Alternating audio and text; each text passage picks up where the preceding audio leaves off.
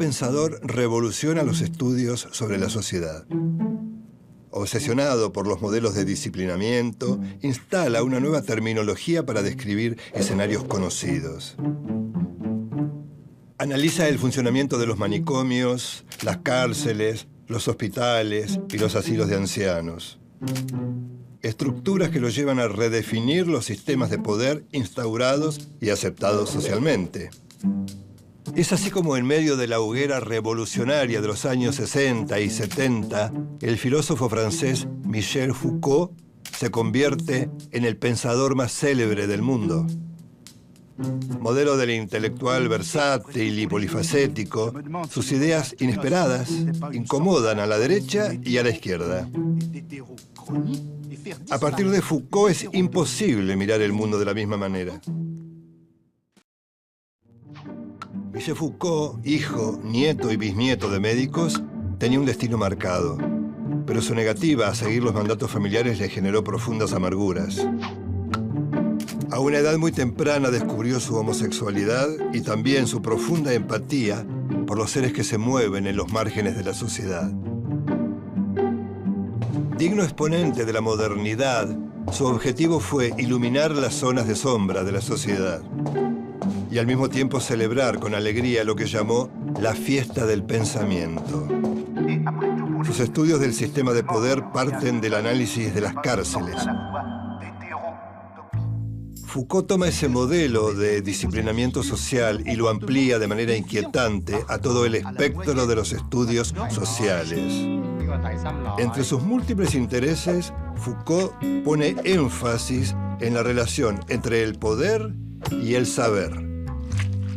A partir del tópico saber es poder, se pregunta ¿cómo actúa el saber para articular el poder? Un grupo de poder establece qué es la verdad, pero no existe una verdad absoluta. Entonces, ¿qué significa saber?, se pregunta. El saber es lo que un grupo de gente comparte y que decide qué es la verdad. La verdad define lo correcto y lo incorrecto, la bondad y la maldad, lo normal y lo patológico.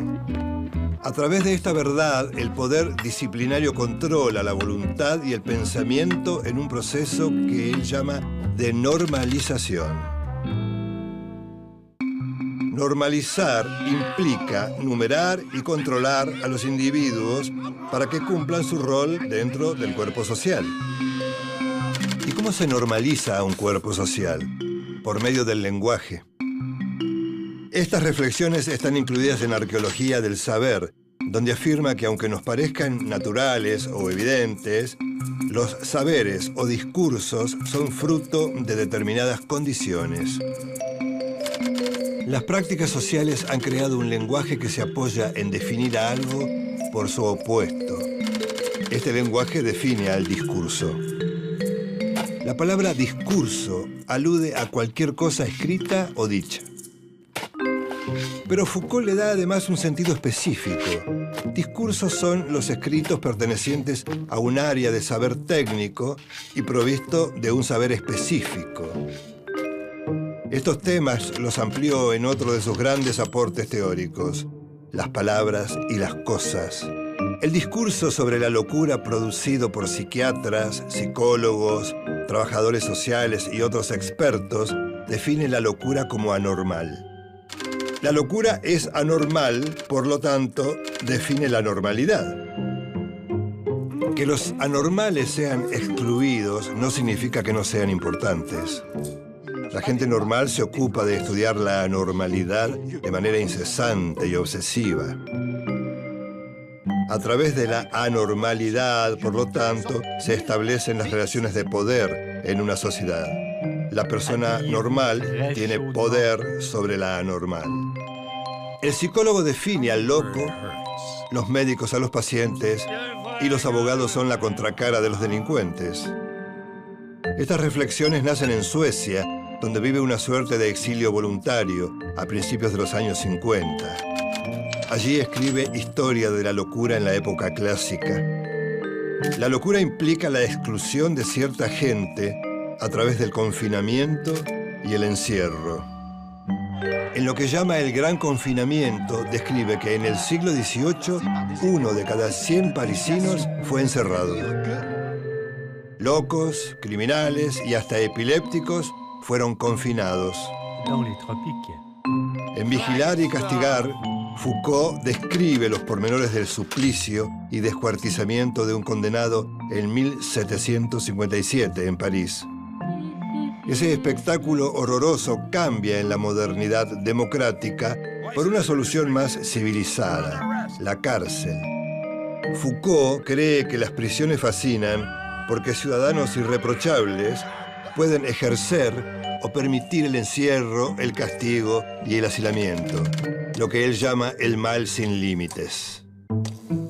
La sociedad no solo tolera, sino que exige que al delincuente se lo haga sufrir.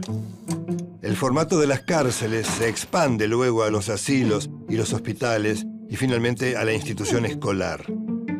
En Microfísica del Poder, Foucault afirma que el capitalismo se perpetúa gracias al ejercicio de poderes que se hallan presentes por todo el cuerpo social. Los llama micropoderes. El poder no pasa por el enfrentamiento entre dominantes y dominados, como decía Marx.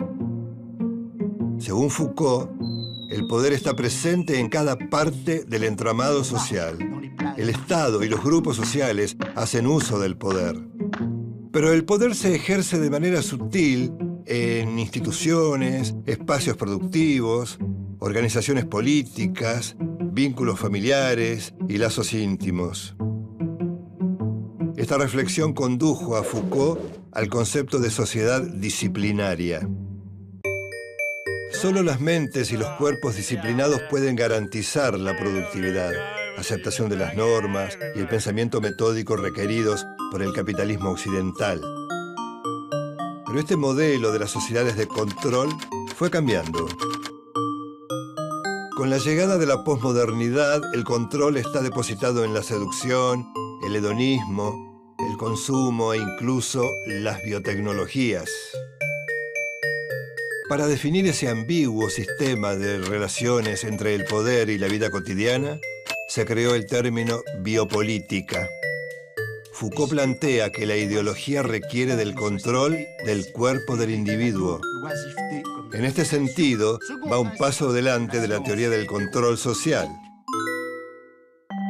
Para la sociedad capitalista, lo que importa ante todo es lo biopolítico.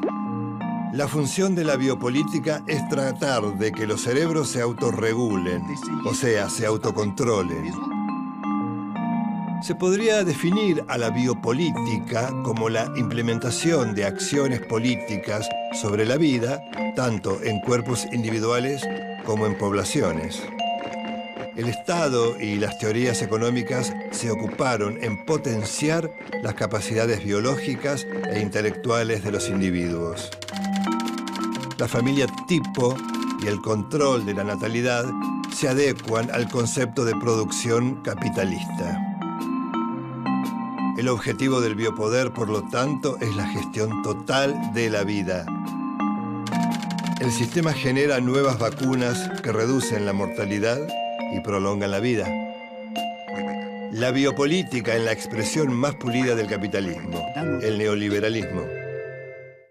El mercado toma decisiones desmembradas de toda autoridad, ajustes de precios y tarifas, transferencias de dinero, redistribuciones antojadizas. En este esquema, los individuos no cumplen ningún papel.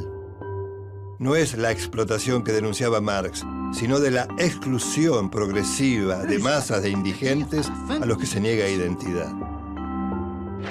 Según Foucault, las relaciones de poder varían debido a la resistencia. La libertad ética es un modo de resistencia a la trama de la biopolítica. Foucault coincidía con lo que un siglo antes había dicho su admirado Friedrich Nietzsche. El hombre de la modernidad es un ser centrado en sí mismo, incapaz de grandes deseos, dedicado a preservarse y a evitar el dolor. Resistir implica que el sujeto se tome como una obra de arte. Por eso Foucault preconiza el arte de vivir. Michel Foucault murió a los 58 años. Era portador del virus HIV-Sida cuando esa enfermedad era incurable. Para ese momento era el pensador más leído e influyente del mundo. Su idea de que el poder es una red compleja y multidireccional, discontinua y azarosa, define claramente el escenario internacional del nuevo siglo.